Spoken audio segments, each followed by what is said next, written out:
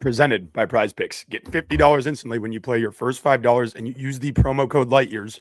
Welcome to LightYears. Andy, we got flu game Andy tonight in the building. Andy's a little bit under the weather, but we got to bring the people the content. You know what I mean? So everybody, please like, subscribe, all that good stuff. But Andy's gotten through it for us tonight. So Andy, how you feeling outside of being a little bit under the weather? If I can get through it to get on here, KD can get back on Twitter. We want to hear what's going on. So, I mean, I'm good, man. We got a good show lined up for you guys. So appreciate, like Tommy said, appreciate you guys coming on. Sam will be back. What do we got? We got a game on Thursday. Yeah, we got Warriors Celtics. So the 19th. Yeah, it should be a fun one. Yeah. So it'll be good. It'll be good. Yeah. Let's do some preview. Yeah, we're just gonna preview the second half a little bit. But first, I think I want to hit some All-Star game stuff.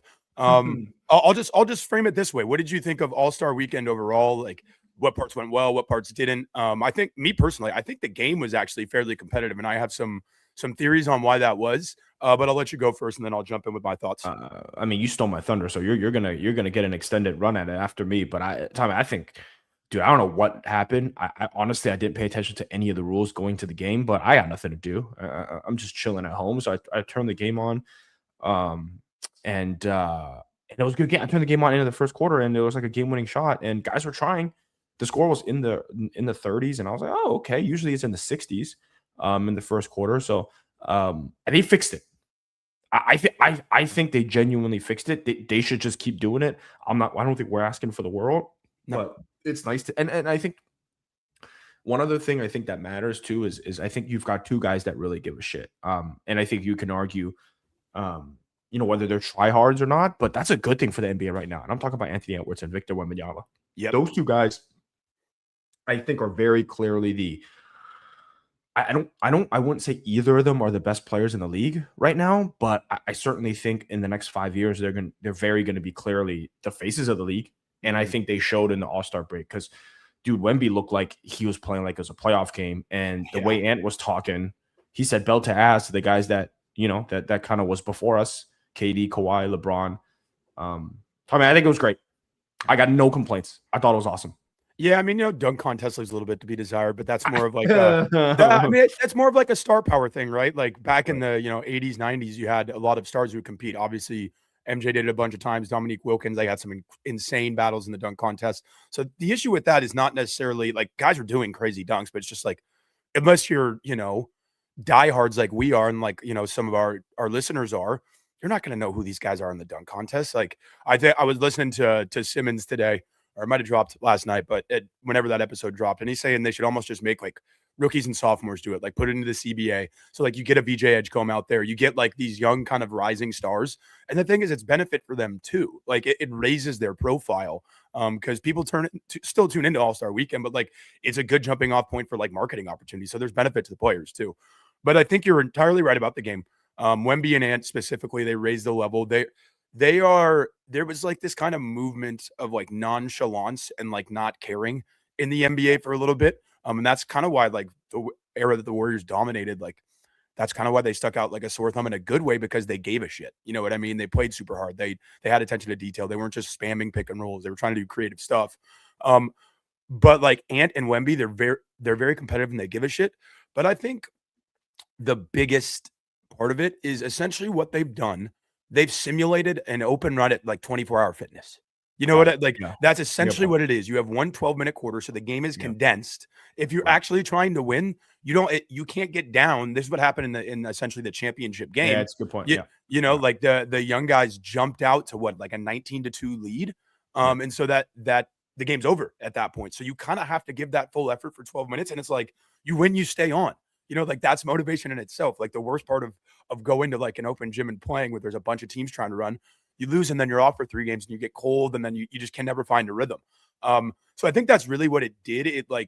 And that like guys who have been playing basketball their whole life, that's going to awaken something in them that like is nostalgic and it brings them back to their childhood. So I think that's really what it comes down to, in my opinion. Obviously the guys have to give a shit, but I think the biggest thing is it simulates playing basketball in the park, in a random gym. And who doesn't love that? Like if you love the game of basketball, it's one of the best things to do. Yeah, I hadn't thought about it that way, but you're completely right. I was happy about that one. Yeah, you had that one hoisted, or kind of in the back pocket there. Yep. Yeah. I think it goes for a lot of everyone else too. I mean, I thought Kawhi, while we're kind of sitting here talking, man, I was unreal. I think he tried harder in that game. Than he does in regular season games. Yeah, in the last like 5 years. So I thought that was awesome. Yeah, and look, the comments kind of bring it up, but this one's obvious. Luka and Nikola Jokic are the only ones that, Luka's kind of it makes sense. He's been out for a while. Jokic is just a clown. I mean, it's embarrassing. I mean, he's the best player in the world, but it's embarrassing. It's what makes it so great about Steph and LeBron, where they're happy to be ambassadors of the NBA. But again, we talked about this a million times. I do want to focus on. I think it makes basketball so much cooler when people give a shit. I think we've had so much conversation about just the regular season as a whole, and people not caring, that simulating something like this, pickup games into real games, is awesome. Mm-hmm. I would love to see that. I'm not exact thing in the regular season, but I like to see them change some stuff in the regular season where they would make it also matter more. The easy answer is, make them play 60 games, but that's not happening. So what things they can do, but just think it. I was just watching it, man, and I'm just like, dude, this is like the first really, really high level basketball I've watched since like the first month of the season. Like the first month of the season was awesome, but like since then, I just feel like the NBA is kind of just, it is what it is. The dog days are the dog days. It's boring. So no, I love it. I hope they do it every year. Overtime was cool. 1st to 5, that was interesting. Yeah, again, was cool. It's the same thing. You're simulating that pickup environment. Would you like to add anything? I mean, people always throw around like the one-on-one tournament stuff. I think that's pretty cool. It would be fun, but it depends. Like, are guys willing to get embarrassed a little bit? Because there's obviously a lot of ego with this stuff. That would be quite like the belt to have. You know what I mean? To have the one-on-one champion of the NBA, like that's really cool. Like that would be a really cool thing. And I think, again, like going back to Ant and Wemby and how they're kind of progressing to being the faces in the league, and I entirely agree with you there. And they both want it. You know what I mean? Like they both give a shit. They both are super competitive. They both want to win. But I think if you get those two guys in the one-on-one tournament, naturally other guys are going to care because they're going to go super hard. Like they're going to try to win, and nobody wants to get embarrassed. So, I mean, that's an interesting idea. Like I mentioned, fixing the dunk contest. I don't know if there's anything to really add outside of that. I did think it was interesting that Steph, kind of put his name out there for he's going to be in the 3-point competition in 2027. Say he's going to try to get Clay into it. Dame will probably do it again. Book. So like you really might get the top flight of guys.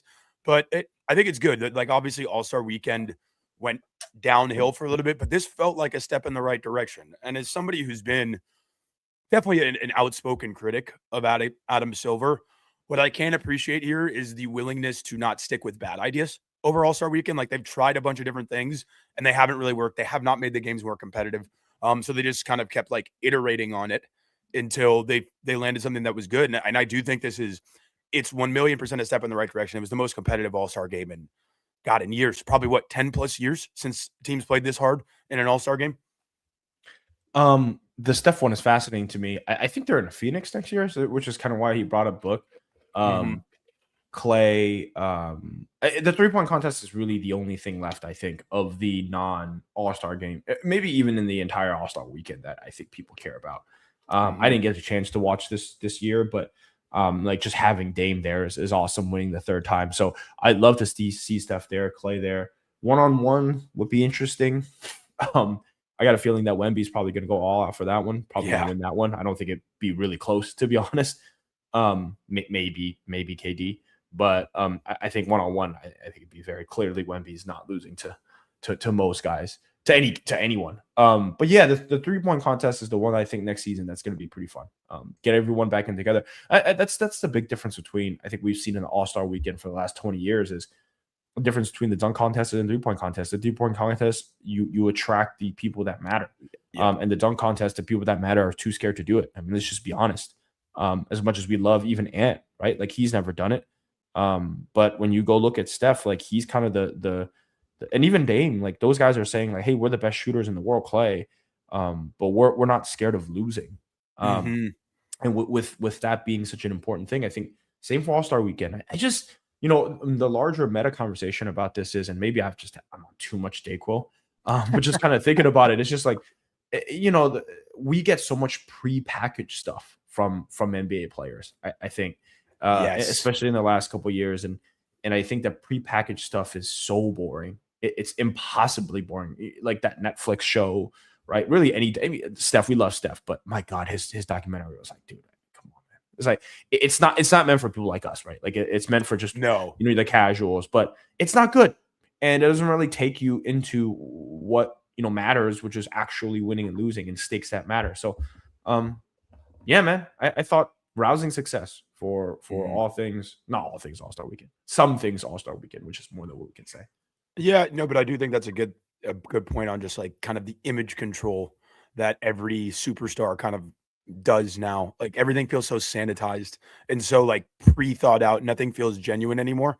So I think that does make weekends like this more difficult because guys aren't really to like put themselves on the line. But again, like I think we took a step in the right direction. Can we blame LeBron for the dunk contest going downhill? Excuse me, because I mean, he, before kind of his quote unquote era, every star did it. Like I said, MJ, Kobe, like all the biggest names that had that type of play style would do the dunk contest, and LeBron didn't. And I really do. And it's not all his fault, obviously, but I really do think it started a trend of like it not being cool to do the dunk contest because the guys who grew up watching LeBron, who turned into stars one day, they never saw him do it. Whereas like if you grew up in the 80s or 90s, you saw MJ win 2 dunk contests. You saw Kobe go through his legs in, I think, 96 or 97 and win the dunk contest. So, like, the guys that mattered, the guys that were the faces of the league, they did it. Or at least the guys who, like, could reasonably do it. Shaq's not going to do a dunk contest. That doesn't make any sense. But even, like, Dwight Howard in the early 2000s, who was a star at the time. But you never had the guy do it. So I think that's part of the problem. But, again, do you think we can blame LeBron for this? Yeah, I mean, look, absolutely. Absolutely. I mean, he just didn't want to. He doesn't want to do it. He doesn't want to lose, right? It's one of those things where, like, if LeBron loses the dunk contest, does it really matter? But I think for LeBron, for Clutch, for the story that they want to spin, I think they want to do things that are like obvious wins, right? Like he's gonna go back to like for example, like everyone's he's the Will Smith of the NBA. Will Smith will never do a character. Will Smith will never do a character that paints him in a bad light. Like he reportedly turned down Jamie Foxx's role in Django for that specific reason. But if you look at Will Smith's career arc, everything is hit. Everything. It'd been incredible. Jamie Foxx. So I actually can't imagine it being anybody but Jamie Foxx after seeing the movie. But if you look at Will Smith's career, everything he's done, he's always in that quote unquote hero role. It's the same as LeBron. He has to always paint himself as the hero. Is LeBron James the Jason Statham of the NBA? One of my favorites. Just every I love Statham, dude. Yeah, I gotta love Statham, and every movie's the same. But yeah, he is just never seen him lose a fight. I don't even think he can act. He just shows up and just every story is the same. He's got a new movie coming. Statham's the best. It's like one of those things where people are asking, like, what's LeBron going to do after the season? Is he going to retire now? It's like, dude, he's not going to retire. He wants to do the farewell tour. I mean, come on. Come on. And then he's going to go back to Cleveland and do the last dance, like in Cleveland. Cleveland's good. Like he can be the missing piece because Cleveland's not going to win anything. He can be the missing piece. And it's just, he's going to do his team bouncing stuff. And, he's had, the ability to go to all the good situations. And that's kind of his thing. A dunk contest, he could lose to Zach LaVine, right? Like, what if we lose to Zach LaVine? And all of a sudden, like, I don't think people would care that much, but I think it does to him. And I think that's it would matter to him. No, but I think the most ridiculous thing, and we're going on a tangent now, but screw it, we're already here. I think there's no way he's retiring without a retirement tour. There's no way. I can't believe people are actually saying, well, maybe he just won't pick up his option at the end of the season and retire. That's the most ridiculous thing $50 million. That's the most ridiculous thing I've ever heard in my entire life. Of course he's coming back for a retirement tour. Of course he's going to Cleveland. I think if he didn't care about the narrative spin, I think he would actually try to push his way to Golden State. Yeah. Just in terms of, he obviously knows Draymond really well. He loved playing with Steph in the 2024 Olympics. Like it would make, and Cleveland makes basketball sense too. Don't get me wrong. Like they kind of where they struggle is like kind of that dynamic, like versatile wing. Like he would make a lot of sense there. But I think if he had his total wits and the narrative didn't matter and in a vacuum, I think he would actually end up in Golden State. But yeah, he's going to Cleveland. He's doing the retirement tour. Anybody who thinks he's retiring after this season has not been following LeBron for the last 23 years. Yeah. Yep. All right, let's do Warriors second half let's, stuff, but let's get to it. Yeah, let's pay a bill first, and then we'll preview the second half here after the break. Light Years Podcast. We are brought to you by Prize Picks. Prize Picks makes every dunk, every dime, and every board that much more exciting. So don't miss this chance to get started on America's #1 app for sports picks. Football season's over. I think it gets tougher to find stuff with football. You got every Saturday, every Sunday where you got stuff that you're going to look at. I'm going to start looking at some college basketball. It's time to get into college basketball. Got March Madness right around the corner. Slamming them more on everything Cam Boozer, one of the most productive freshmen in NCAA history, points, rebounds, assists, just more on anything Cam Boozer related. So that's what we'll be looking at over the next month as we get prepped for March Madness. Carlos Boozer's son. Yes, yep, Carlos Boozer's son, top 3 consensus kind of top 3 pick. Very plays a little bit like Tyler Hansbrough, honestly, but just more talented. Yeah, it's kind of there's a lot of disagreement about him on in draft kind of draft circles, but I like him a lot. So make your picks in less than 60 seconds and turn your sports takes into real money all season long on Prize Picks. The app is really easy to use. To create a lineup, all you have to do is pick more or less on a few player stats for your shot to win. So download the app today and use code LIGHTYEARS to get $50 in lineups after you play your first $5 lineup.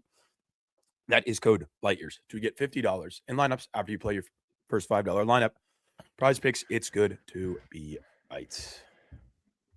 All right, you guys know the deals. Our friends at BodySpec are sponsoring us again, as always, this season with locations filling up fast in the Bay Area. They got LA, they got Texas, they got Seattle.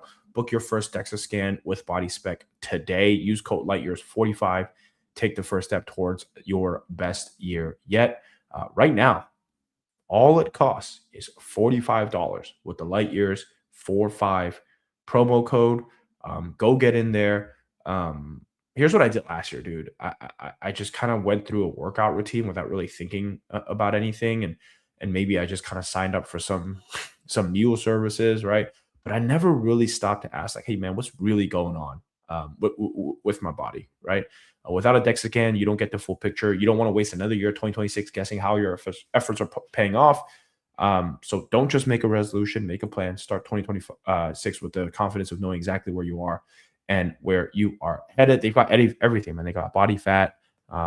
They've got they'll tell you what you need to work on, what you need to eat, not just weight, right? Because that's really not the only thing that matters when you're trying to stay healthy. So again, book your DEXA scan today at BodySpec.com. Use code LIGHTYEARS45 and take the first step towards your best year yet. All right. Let's jump into some Warriors stuff here. I believe we got 27 games left in the season. Steph should be back Thursday. Potential Porziņģis debut on Thursday, which is exciting, man. I think he can really add a lot to this team. And I hate to say it, but if they can keep KP healthy, Steph can stay healthy, everybody can kind of come along for the ride. I'm starting to get unreasonably confident this team can make some noise in the playoffs. I know. I just when I thought I was out, they pulled me back in. You know, like the day after the Kuminga trade, I was just kind of dumbfounded, flabbergasted. Like, this is all they got after this entire 5-year saga. But when KP has been healthy, and that, you know, that is once every couple weeks, it seems. He's only played like 17 games this year. He's still really good and really productive. He's an elite rim protector, obviously an elite three-point shooter. They would be able to run split cuts with him and actually have the guy who's in the post on the split cut be a scoring threat, which when was the last time that happened? Has that ever happened? No, I don't think at the level of Porziņģis. Like, Horford's been a little bit of a threat in those situations, but at the end of the day, he's just kind of old and he doesn't have the juice to do it, you know, to get 10 post touches a night and score a lot on them. So I'm really interested to see how it works out. I don't think they can win a championship, but I do think they could maybe steal around if they get the right matchup and everybody's healthy. Because, again, we've talked about this so many times. If you just put – and, you know, I did a little breakout vid on Draymond the other day, how his plays declined and stuff. But, you know, we've still seen the ceiling with him. We've seen it in every San Antonio matchup. We've seen it a couple other times this year. But typically, if you can put confidence around Steph and Draymond, you can win basketball games. You win games you shouldn't. You beat teams that you probably shouldn't beat just based on the continuity that they have, the system that they run, how unique it is, and just their attention to detail and how many big moments they've been in. Like, is there a guy that you trust more than Steph in the league right now in a big moment? I mean, the list is so short. Like, it's maybe Jokic and I don't know who else would you even throw in there.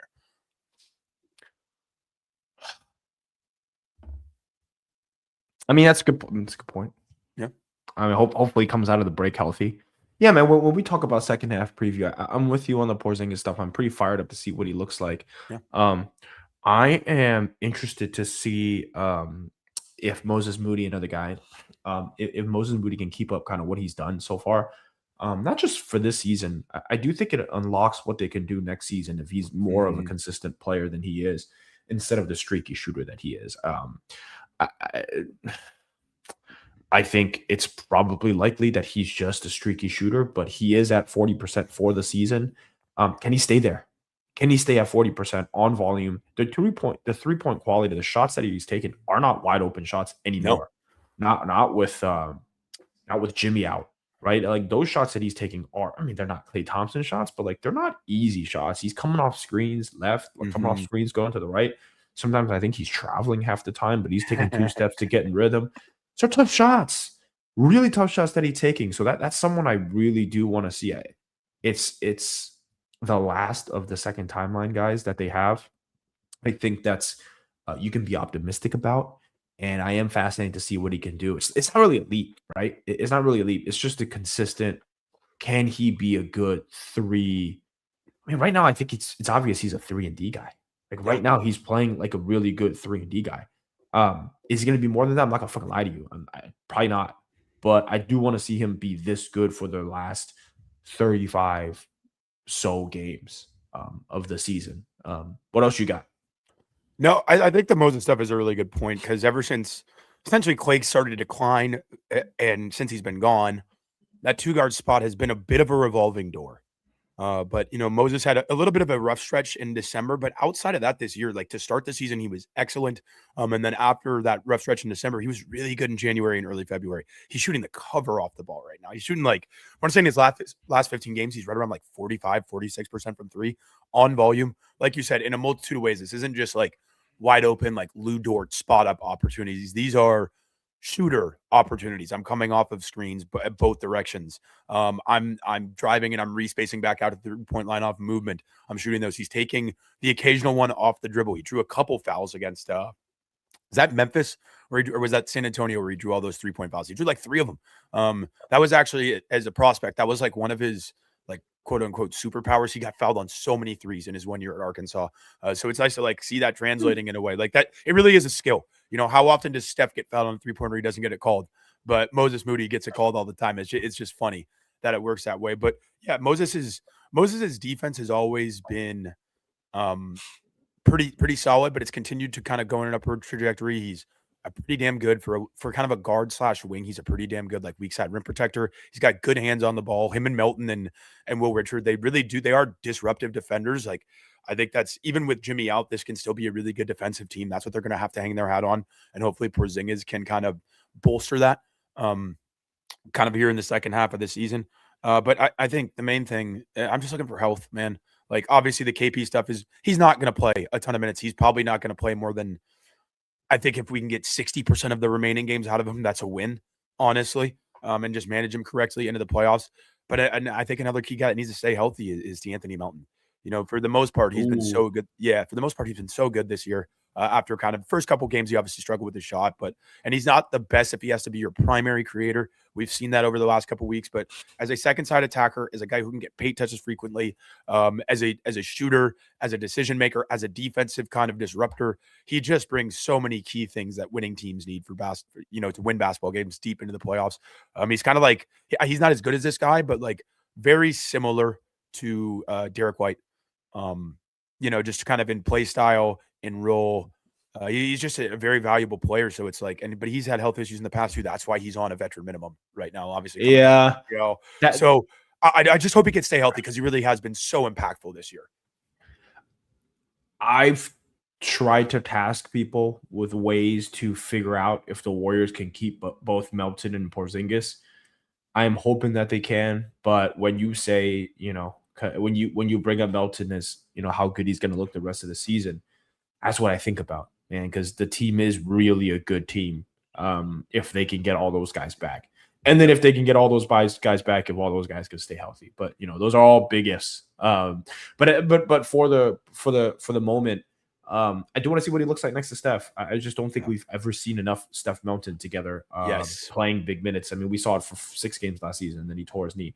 So I think Steph at the All-Star break kind of mentioned, hey, man, like, we just want to go and get as far as we can and see if we could get into the first round and kind of like 7-game series and see what matters. And look, that's I think the difference between Steph and a lot of the NBA players, where especially the stars, where you won't see Steph come out and say, "Oh, well, Jimmy's out." You know what I mean? Go and trade everyone, and you could argue whether that's a good or bad thing. Might even be a bad thing. But Sure, I do think the optimism that he has is pretty telling, and he's been very good after the All-Star break. So I think that's something I'm pretty fired up about. Yeah, definitely. And on the point of keeping everybody, I think it would, keeping Melton and Porzingis if they're both healthy and they both play well down the stretch here. I think, and I mentioned this on the video that dropped on Sunday. I think it comes down to renegotiating with Draymond to free up some more cap space. To maybe access that full mid-level exception that you can give to Melton. Porzingis really shouldn't, command that much money just because of the health questions. It's not a matter of, the quality of the player. It's a matter of, do we trust him to stay healthy? And it seems like he's already like kind of embracing being a Warrior. He seems like the type of guy that wants to play for, well-run programs, for lack of a better term. Like he kind of hated being in Dallas, if you talk to people about it, just because of the way like everything was just fed through Luka. Luka is the only guy that mattered. He liked being in Boston. He loved being a Celtic. And Celtics and Warriors are a lot different in a lot of ways, but I think for the most part, what you would say about those two organizations is like there's a lot of well-respected people working in those organizations, particularly on the coaching staffs. So I think Porzingis seems like he's embracing it. So maybe you can get him at a little bit of a hometown discount if you want to bring him back. I think the other thing kind of bouncing around my mind here, though, is because I think this is an interesting question. Like, I really do. What, let's say Melton's minutes cap is up at 30, because I think he's been on a 25-minute cap. Like since he came back, basically. But I would assume they're going to start to bump that up little by little to close the season here, get him revved up for the playoffs. What do you think the starting 5 is? If everybody's healthy on Thursday, or just for like in general the rest of the season, let's say everybody's healthy. Who are the 5 starters? Because I think there's a couple directions to take it, honestly. Wait, and everyone's coming back like on the team right now? No, let's just say for the second half of this season, everybody's healthy. Got it. Out. So Jimmy's out, obviously, but everybody else who could potentially play is healthy. What does the starting 5 look like for? I think it's pretty easy. Think so? Yeah. Well, Mountain's still on his 25-minute, and so maybe you go with the problem there. But I'm going to assume that KP is going to be on a 25-minute max is my assumption. But I've said this since the season started. They should have just started Al Horford, like just to start the season. We wasted so much time. And look, it doesn't matter either way. Like maybe they win another game or two, and Jimmy tears his knee. Nothing matters, right? Because he tears his knee. But I was on the side where it's like, dude, you might as well just start Horford. He's your best 5. Like I'm not a quit and post guy. Like he's fine, but he's a second round guy. And so he ended up being horrible. Now he's out of the rotation. All that being said, what I'm trying to say is just start your best players, man. Like Steph, Melton, Moody, Draymond, and Porzingis. Like it's so easy. Like they're not going to do it because they're going to overthink it and they're going to like put minutes. They're going to be like, oh, Melton can't. You don't want him to sit too long, and KP's only going to play in short bursts. Like I can't. Hey, whatever, dude. Do what you got to do. I'm not Steve Kerr, right? But all I'm saying is like you just play your best players, dude. Like it really, some of this stuff isn't that hard, and they wasted so much time with Horford, and now Horford's one of their best fucking players. He's like their 3rd best player, which is honestly kind of sad. But like he is. He's been really good. He's been really good for the last 6 weeks, though, man. He's turning back the clock a little bit. I kind of feel bad for him. Like he's 40 years old, playing on a team that's going. Like they should have. Not that they should have traded. I'm still rooting for the Warriors, obviously, big Warriors fan. But like, I don't know, man. Like he could have flipped into a contending team. Maybe flip him back to Boston. Maybe Brad Stevens will give you a 1st round pick. No shot. No shot. shot. I think it's really interesting from a couple angles. I do think it's Steph, Melton, and Moses is kind of your guard / wings. The 4 and the 5 spot are the interesting ones to me. Is this, and this is the interesting part, is this potentially the time where Draymond goes to the bench? Either for, I don't think they do it for Gee, even though Gee's been so good leading into the All-Star break. Do they just go with the Horford Porzingis 4-5 combination? Because not that Draymond and Porzingis wouldn't work. Here is this. Yeah, I know, right? Not that Draymond and Porzingis wouldn't work. I think it's actually a really good fit. Like Porzingis has the ability to hide some of Draymond's offensive weaknesses, right? Because he's a floor spacer. It's another guy for Draymond to find on kickouts. Like it just makes sense. But Al's been so good lately. They lose a little bit defensively going from Horford to Draymond, I think. At least if Draymond's got the engine fully revved up. But if he doesn't, there's not much of a difference defensively. Your offense is more juice. Like, has Steph ever played with a better spacing lineup than Melton, Moses, Horford, and Porzingis? Like, let's say KD years notwithstanding, I think that would be the most spacing he's ever had around him in a lineup, at least a starting lineup. That's for sure. Yeah, it's slow, which is the only thing. But I mean, Draymond's. It's not like he's fast, but he tries to push the pace. I mean, I think anytime you can get him next to Steph, I mean, I think that's the big thing, right? You just, at this point, you just got to play him next to Steph. Ironically, he was awesome against San Antonio. So good. But that's only the only team he plays well with anymore. Like, he's had like 5 good games this season. And three of them was against San Antonio, right? So and so, I think you try to put your minutes as close to Steph. Like, I get what you're saying. They do have options. And here's the thing. You did bring up Guy Santos. Like, there's just so many minutes to be had, dude. These guys can only play 25 minutes a game. Like, it's not like Melton and KP are both going to average 32 minutes a game. If they do, we might not see them ever again in a Warriors jersey. I'll tell you that. So there's a lot of minutes to be had. I think you're right. You're definitely more on the, I think, side where it's like strategically it makes sense to put guys in the right places because I do think it's like you don't want to gas people out and then have them sit and be cold at the end of the half and all that stuff. So I'm with you, man. Overall, I think pretty excited to see how Porzingis fits into the rest of the team. I got a feeling it's just easy. Like, how hard could the fit? I don't understand how hard it could be. He's a good rim protector. Again, all health aside, he's a good rim protector, and he fucking makes threes.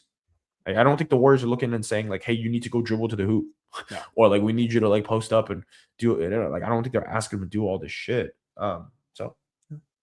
Yeah, no, I agree.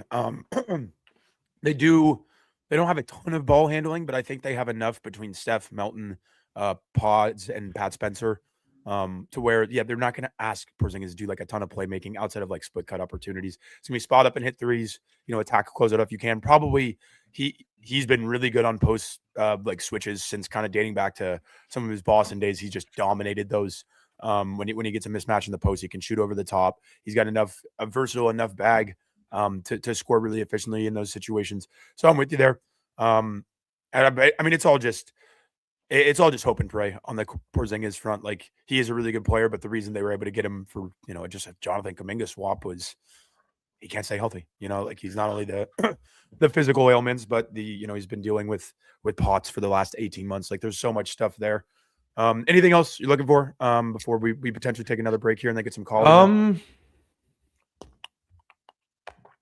Runner's knee with Steph, I think, is a little concerning. I don't even know what that is. I've had a million injuries. I probably have that right now and don't know about it, but hopefully it doesn't linger. It feels like this is the stuff we're going to get for the next couple of years. I think we saw Steve Nash's body fell apart. So it's obviously concerning. So hopefully it doesn't linger. This is obvious shit, right? Hopefully it doesn't linger for the last 30 games. Because I do think it's not the back. I think with Steve, it was the back. Once his back went, it was over. Yeah. I hope that's, I hope the knee gets all fixed and we're all good. So, all right, let's get to some goons. Let's do it. Let's get one quick read in here, and then we will get to the goons. We'll drop the link back in the chat again, so you guys can jump in and join us for a couple minutes. All right, latest podcast. We are brought to you by Wince. A well-built wardrobe is about pieces that work together and hold up over time. That's what Wince does best: premium materials, thoughtful design, and everyday staples that feel easy to wear and easy to rely on, even as the weather shifts. Wince has everyday essentials I love with quality that lasts. Organic cotton sweatshirts, polos for every occasion, lighter jackets that keep you warm in the changing seasons. The list goes on.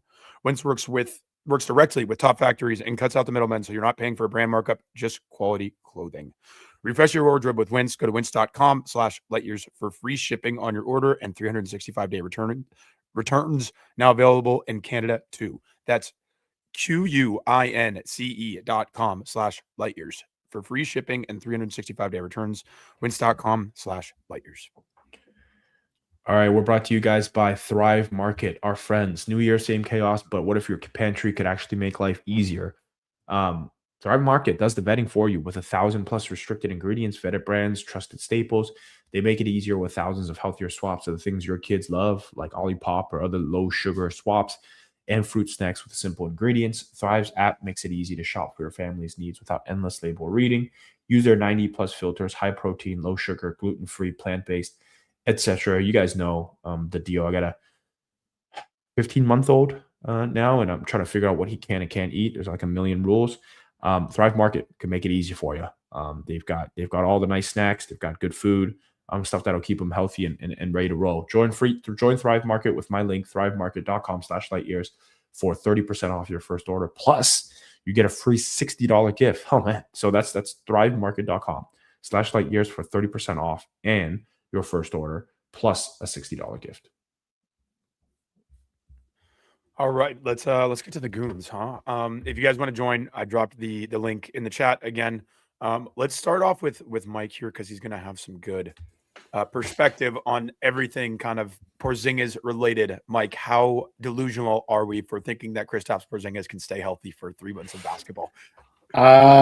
Incredibly. I mean, look, guys, the last 3 years of KP have been like last year in the regular season, he played a little bit and then like disappeared the last third of the year, and then the playoffs, he was non-existent. This year, it's kind of been up and down. He's had the calf. They got the POTS diagnosis, which is great, but the reality of this thing is like, I don't know that you can expect him to be super productive. The other thing that I do want to note, because I was just looking up the numbers, Tommy, since you guys brought up Horford KP, the two-man lineup from 23-24, just kind of okay. Basically a plus 5.4. Solid. In a two-man. In the five-man lineups, it was like pretty similar. So, you know, Joe was really resistant to playing the two of them together. He always wanted at least one big on the floor at the same time. Mm-hmm. So I don't know how much Kerr is expecting to do that. Sure. So that's one thing to consider. The other thought that I have on quickly the Horford front, I think it's going to be interesting because Al has played with the Celtics on and off for nearly a decade. He knows all of Mazzulla's sets. Mm. So all of the Ram actions, all of the horn stuff that they like to run, Al's going to know that stuff inside and out. And he tutored Nehemiah Skata for the better part of the last 3 years that Nemi's been in Boston. So that part of it, I think, is going to be interesting just in terms of watching the matchup on Thursday. Yeah, no, I'm excited for it. Like Andy said earlier, it's a really good test coming out of the break, especially if the Warriors have kind of their full complement of players. Boston's what, they're third in the East right now? Second or third. Second The Knicks have the tiebreaker. Is Tatum going to come back? Yeah. It seems like it. When is that supposed to? It's obviously not going to be right at All-Star break here, but is it looking like kind of a mid-March, late March type of debut? Early March. Wow.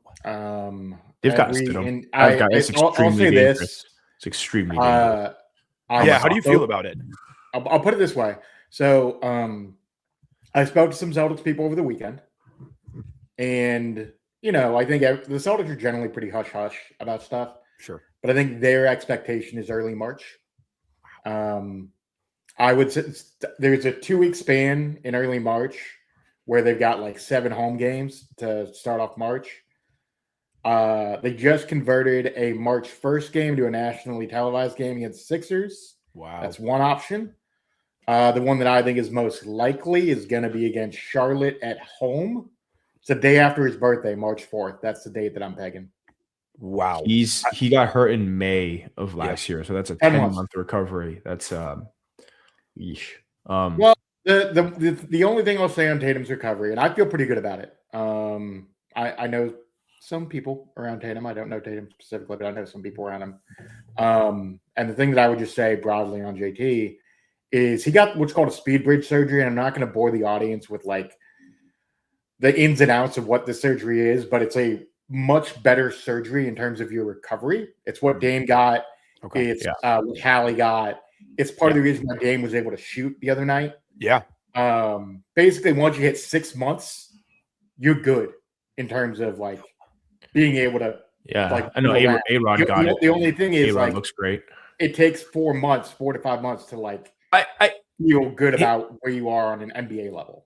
I'm not gonna act like I know fucking anything about the timeline or anything. I think the problem though is it's not like he's coming back in the beginning of the season after 10 months. Like he's coming back.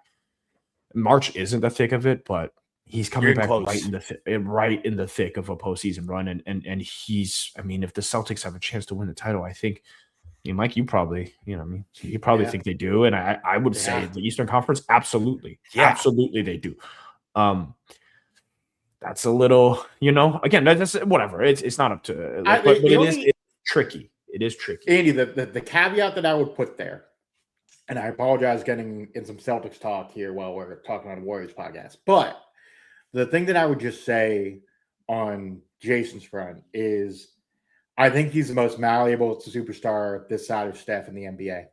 He is as selfless a player defensively as there is. He'll guard you 1 through 5. He's guarded centers in the finals. Offensively, does he shoot too many like sidestep threes? Sure. Like that is a flaw in his game. I'm fine with that. But like as far as his ability to play make, and like that's leveled up over the last couple of years. He's averaged 5 assists in the playoffs. So like his ability to just kind of step in and not really impact them, I think will be pretty significant. And the most important thing, and you'll see this on Thursday, they're not a great rebounding team. Yeah. They are middle of the pack in terms of defensive rebounding.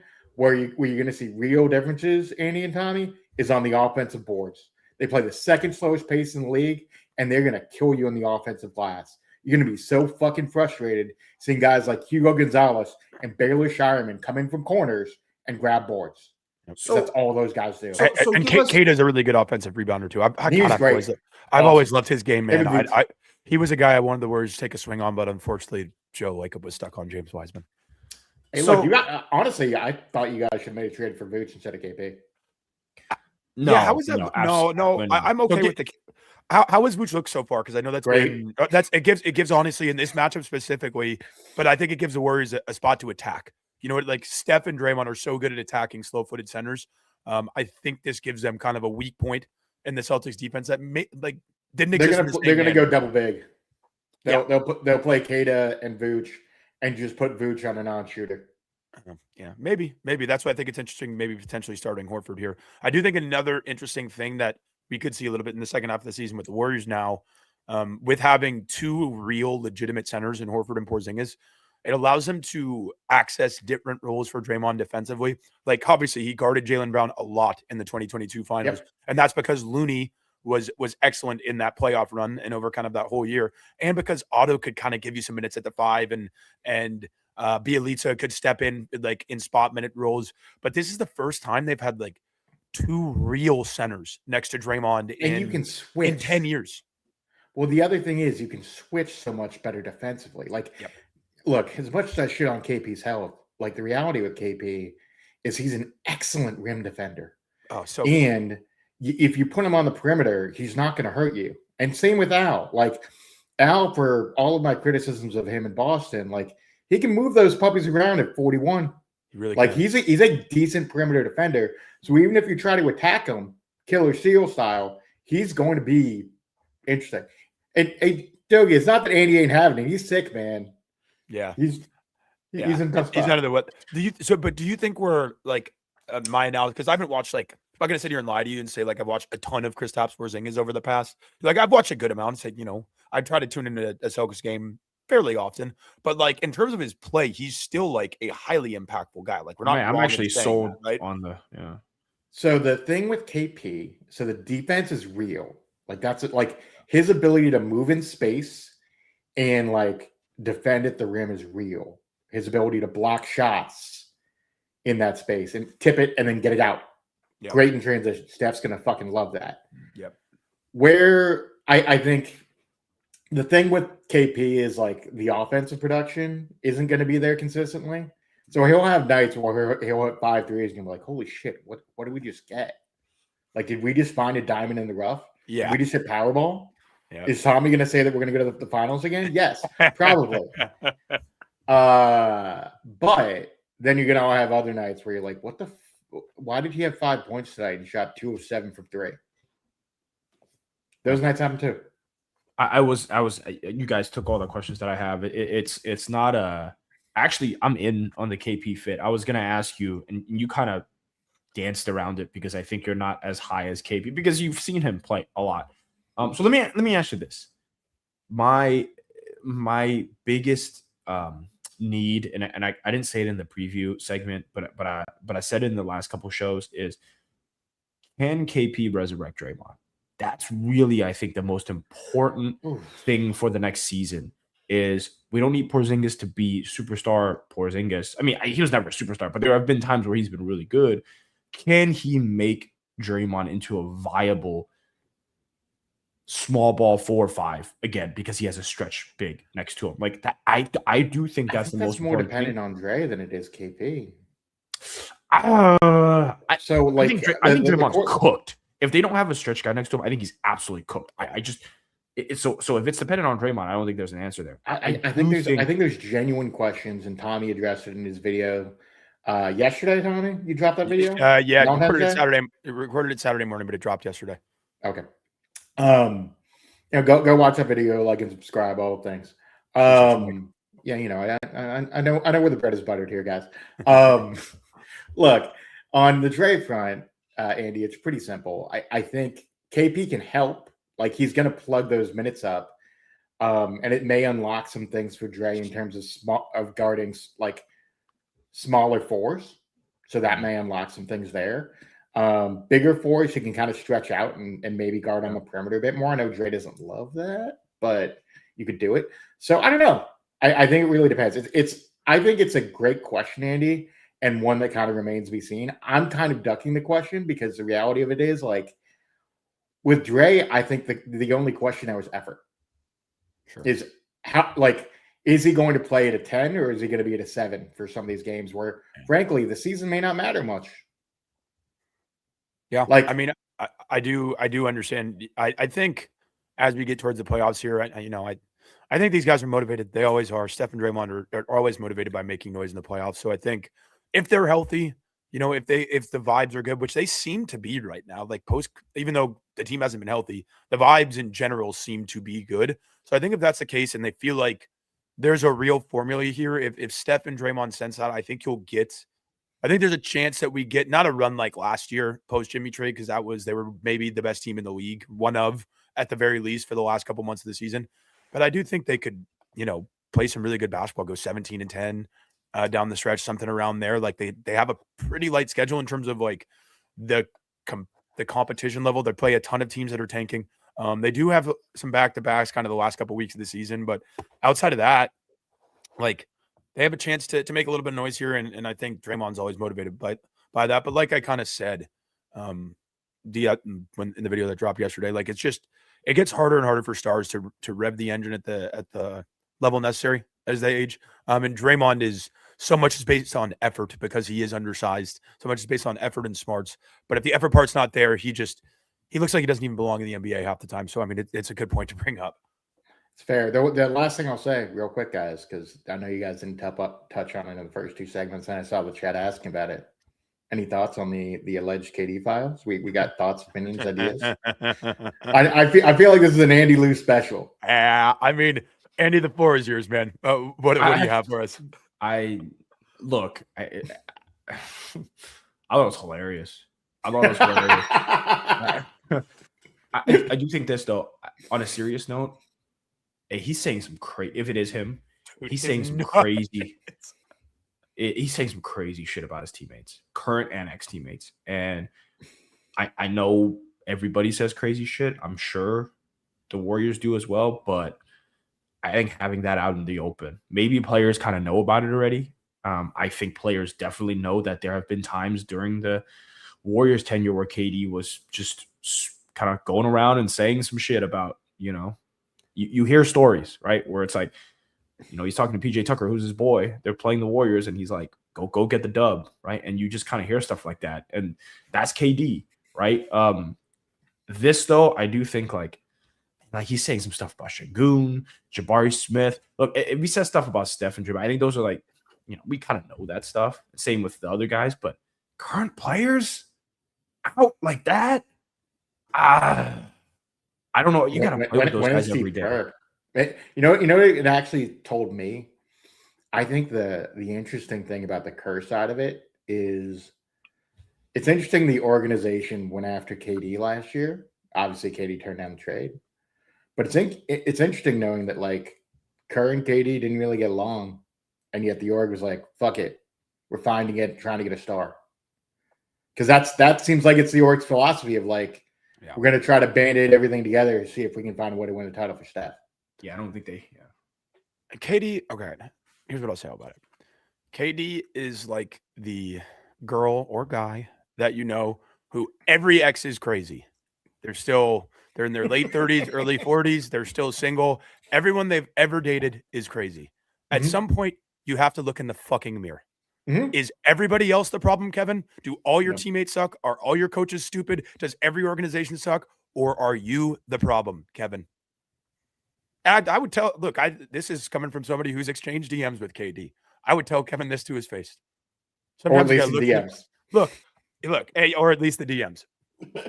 I as I've gotten older, I've had to take more accountability for my shortcomings as a man. Doesn't seem like KD's quite there yet. Just my 2 cents. When you're worth $500 million, that kind of comes with the territory now. There you go. You don't have to be accountable. Mike, we appreciate you. Let's get one more up here. Thanks, Mike. Tachion, bring us home, man. What do you got for us tonight? First and foremost, I would just like to say, Kevin Durant, you will still have a jersey in the Raptors. That is what I will say. Yeah, he will. That's all that needs to be said about the matter, because a lot of it is alleged. A lot of it was already reported. So personally, I don't really care that much, because to be quite honest with you, if it was already reported, why do we really care all that much about what's being said about the burners, other than the alleged thing about the investments? But other than that, I'm kind of curious about the next 10 games, because although we got Boston coming up, we also got Denver, and then New Orleans and Memphis seems like okay. You're going to have to play a little bit hard. Apparently, we have to guard Ty Jerome like he's prime Stephen Curry, Magic Johnson, whatever. But I'm curious as to how do you think the next 10 games are going to go for the Warriors? That was Andy. I'm going to pull up the schedule while you go ahead and just kind of give some high level thoughts. Like, what are you looking to see over the next 10 games? Let's say. I think the energy is the most important part of this team right now. They go as long as they can go from a battery perspective, and it matters for them more than really any other team, because they need to fire it up to like an A+ level to compete in these games. Like in Boston, if they just dick around like they have done all season, like they're going to lose that game, because Boston's on autopilot. They're going to come in and they're just going to be ready to go. They're well coached. They know what they want to do. They have smart players. Like they're gonna do what they want. And if you don't come in ready to play, you're going to lose. Now it goes back to the same thing where it's like the Warriors back then, if they come out, they dick around for 3 quarters, they could still win in the final 6 minutes. Nowadays, absolutely not. Absolutely not. The only way that they can win is either they play these bad teams like Memphis who are trying to lose, right? Or you come out and play amazing and you still lose against the Spurs, right? And that's without Steph, right? But we assume that Steph's going to be back here for the next 10 games. So I think it's an energy level, man, and health. Is KP ready to play? I have no idea.